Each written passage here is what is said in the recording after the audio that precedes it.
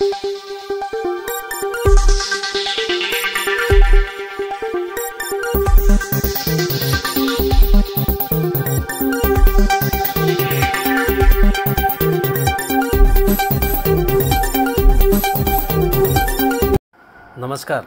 Asian news चॅनलमध्ये आपलं स्वागत आहे। नाशिककरांसाठी आनंदाची बातमी महाराष्ट्र शासनाने दिली आहे। मुंबईतील गोरेगाव येथील फिल्म सिटीच्या धर्तीवर चित्रपट महर्षी दादासाहेब फाळके यांच्या नाशिकमध्ये फिल्म सिटी साकारणार आहे। उपमुख्यमंत्री अजित पवार आणि मंत्री छगन भुजबळ यांच्या उपस्थितीमध्ये नाशिकमधील दिग्दर्शक तसेच कलाकार यांच्या बैठकीमध्ये हा निर्णय घेण्यात आला।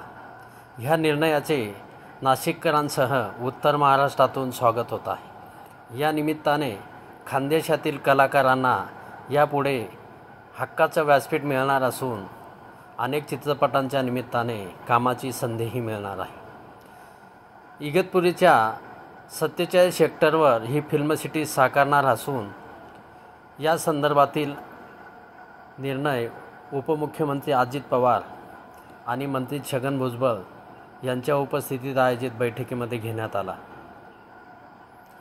मुंडेगाव येथील जमीन महसूल विभागाने सांस्कृतिक विभागाकडे ही जमीन हस्तांतरित करण्याचे आदेश देण्यात आल्याने नाशिककरांमध्ये समाधान व्यक्त होत आहे।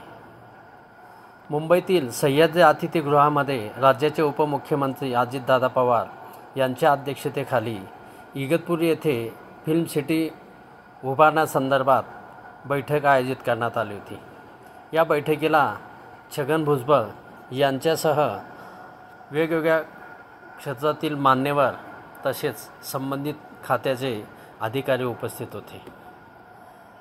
नाशिकमधील कलाकारांना गेल्या अनेक वर्ष मुंबईकडे जावे लागत होते, मात्र मुंबईतील गोरेगाव येथील फिल्म सिटीच्या धर्तीवर